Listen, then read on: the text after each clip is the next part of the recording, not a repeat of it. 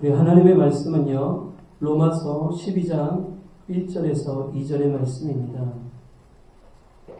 로마서 12장 1절에서 2절의 말씀을 제가 봉독하도록 하겠습니다. 그러므로 형제들아, 내가 하나님의 모든 자비하심으로 너희를 권하노니 너희 몸을 하나님이 기뻐하시는 거룩한 산 제물로 드리라. 이는 너희가 드릴 영적 예배니라.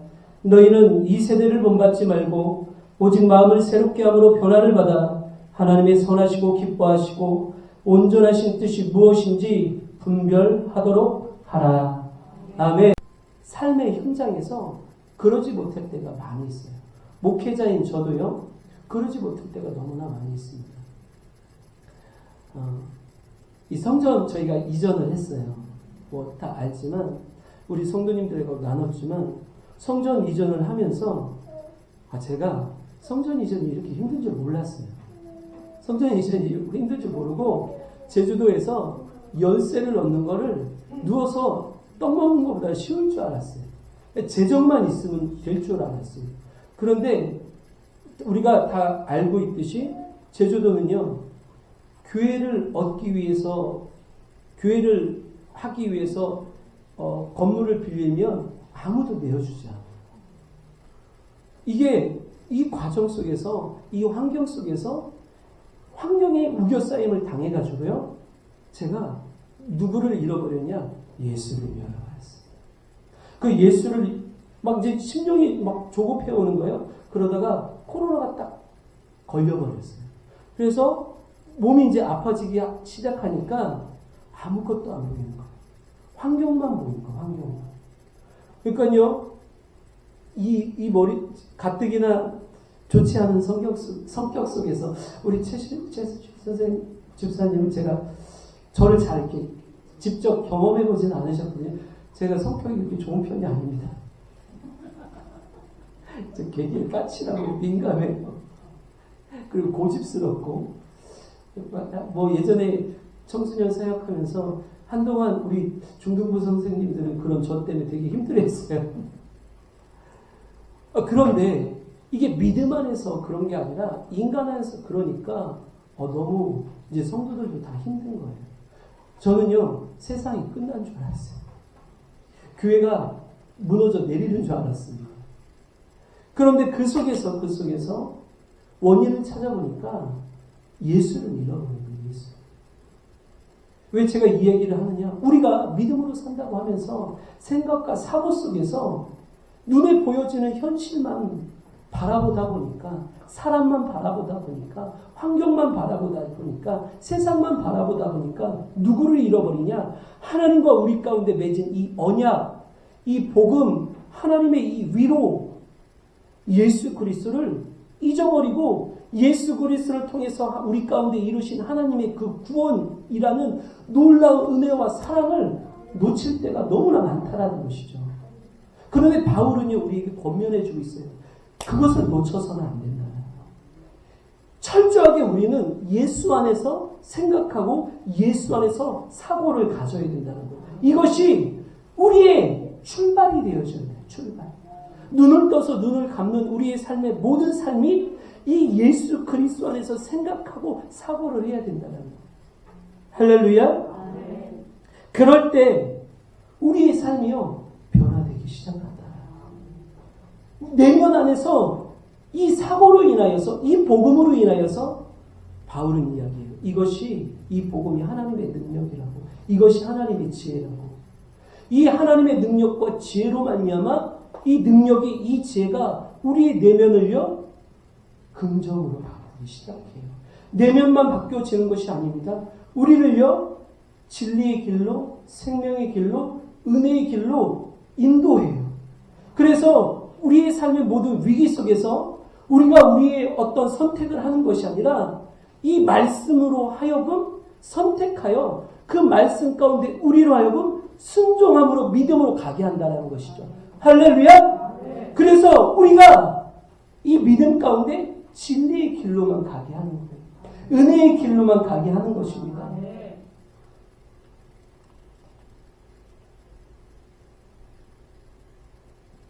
예수를 생각하고 예수만 생각하고 그럴 때 삶의 절망의 자리에서도 내일의 염려와 걱정이 우리 가운데, 인생 가운데, 내 가정 가운데 비바람 몰아치듯 불어온다 할지라도요. 그래서 우리의 마음이 거칠고 우리의 마음이 그 풍랑으로 인하여서 요동친다 할지라도 우리가 이 복음 안에서 생각하고 사고하면 우리의 내면은, 우리의 삶은요, 이내 잔잔한 호수와 같은 평강을 누릴 것이다 라고 이야기해주고 있는 것입니다. 할렐루야. 오늘 이와 같은 하나님의 위로가 우리가 믿는 이 예수 그리스도 안에서 이 십자가의 복음으로 말미암아 여러분의 삶 가운데 넘쳐나기를 주님의 이름으로 축복합니다. 그리고요, 오히려 우리가 복음으로 생각하고 복음으로 사고만 하면 이 거친 파도 같은 우리의 인생을 믿음으로 뚫고 나갈 수 있다라고 이야기하고 있는 것입니다. 우리 이와 같은 삶 가운데 하나님의 은혜가 날마다 함께 할 것이라고 말해주고 있는 것입니다. 그러면서 바울은요, 이 복음이 바로 하나님께서 우리에게 주시는 은혜이다 라고 오늘 이야기하고 있습니다. 사랑하는 성도 여러분, 우리가 복음으로 말미암아 예수 그리스도의 십자가로 말미암아 생각하고 사고하고 움직이기 시작할 때 내 삶에 일어났던 모든 일들이 사실은 하나님의 은혜임을 깨닫기 시작하는 것입니다. 우리가 다 자녀를 가지고 있어요. 여기 이제 오늘 이제 처음 뵙지만 어머니시래요. 근데 똑같으세요. 세 분이 똑같으셔요. 너무 닮으셨어요. 이 부모된 우리가 우리의 자녀들을 대할 때 우리가 어떻게 대합니까? 그 자녀들에게요. 이 부모님이 이 자녀들에게 원하는 건 하나예요. 불철주야. 주님이 오시라는 그날까지, 눈을 감는 그 순간까지 부모가 자녀에게 원하는 건 하나예요. 저도 자녀를 낳아보니까 알겠어요. 뭐예요? 내 자녀가 잘 되는 거예요. 할렐루야? 하나님의 마음이 똑같아요.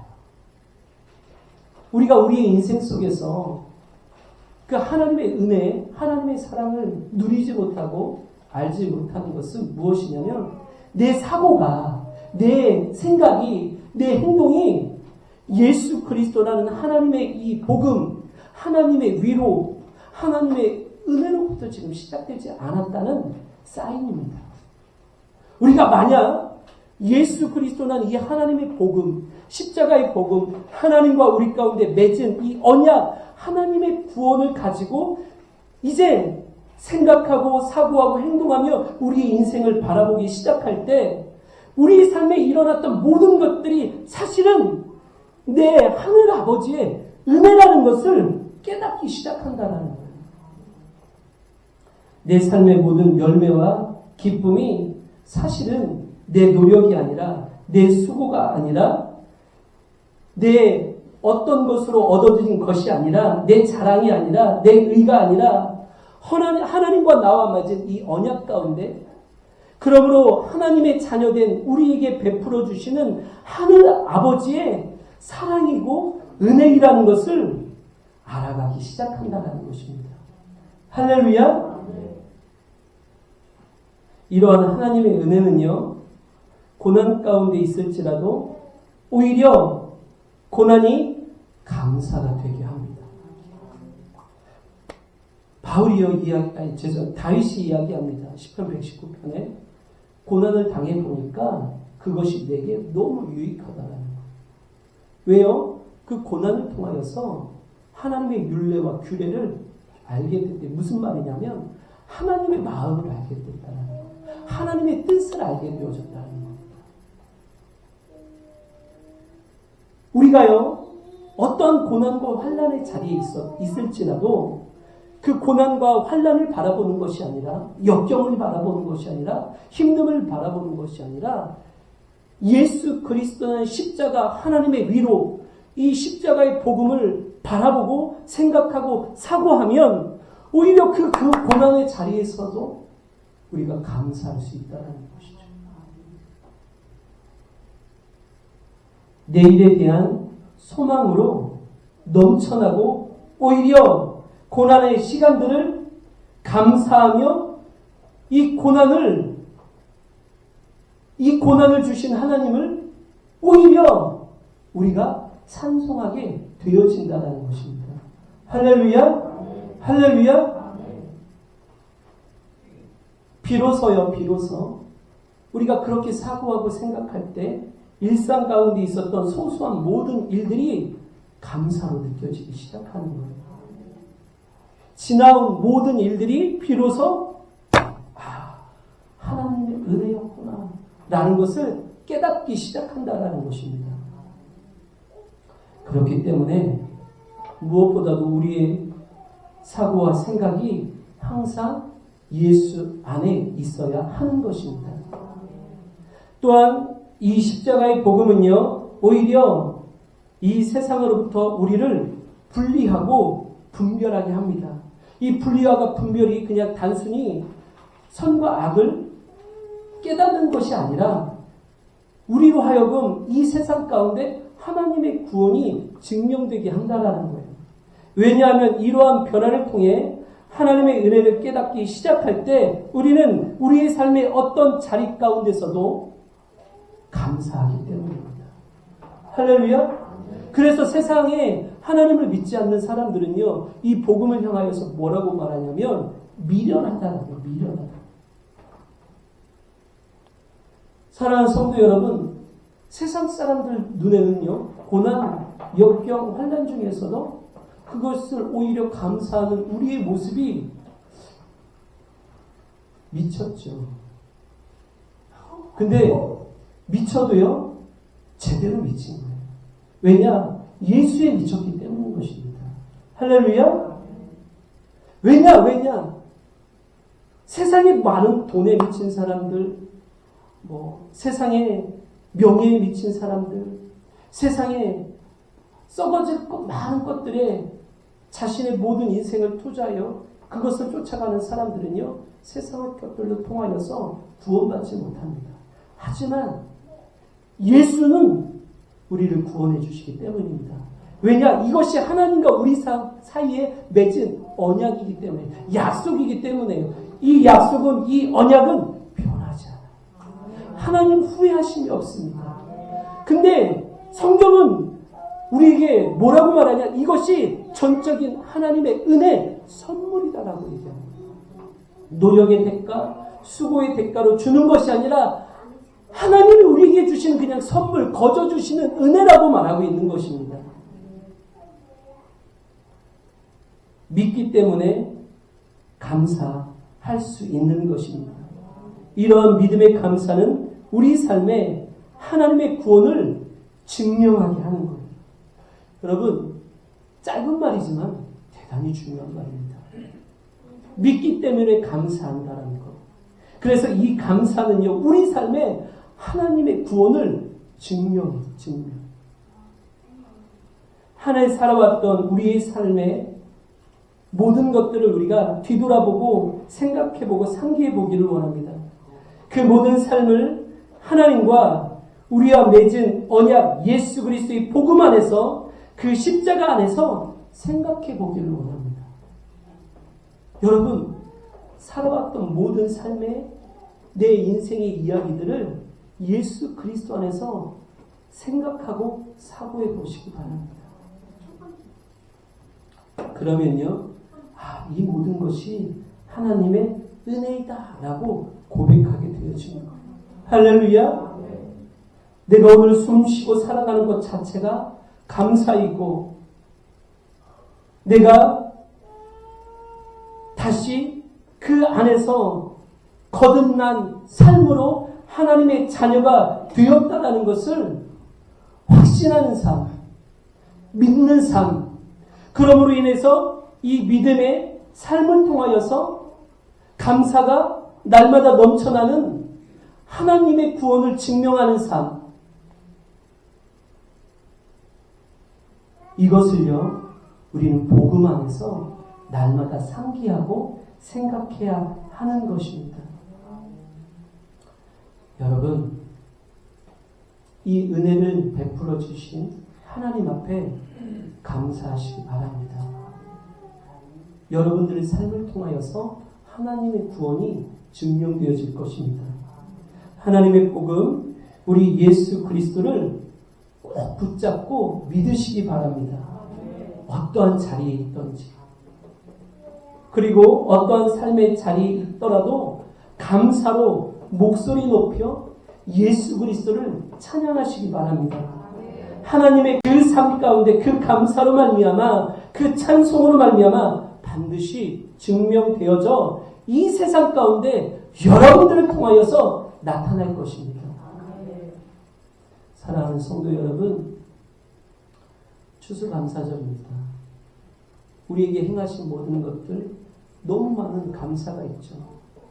그렇지만 무엇보다도 우리는 예수 그리스도로 말미암아 감사하기를 원합니다. 지나왔던 모든 것들이 이 예수 그리스도 안에서 우리에게 거저 주시는 하나님의 은혜였다라는 것, 여러분 생각하시기 바랍니다. 사고하시기 바랍니다. 그리고 감사로서 행동하시기 바랍니다.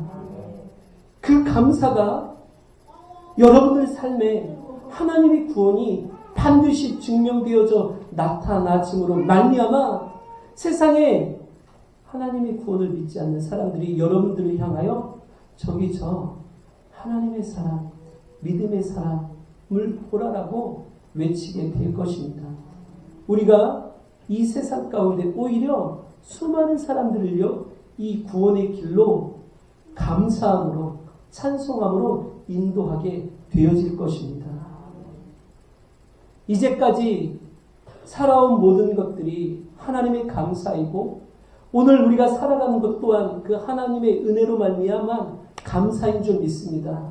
내일도 그 하나님의 은혜가 날마다 우리와 함께 하실 줄로 믿습니다. 그러므로 사랑하는 성도 여러분, 감사합시다. 예수 그리스도의 십자가의 은혜를 감사합시다. 하나님의 사랑을 감사합시다.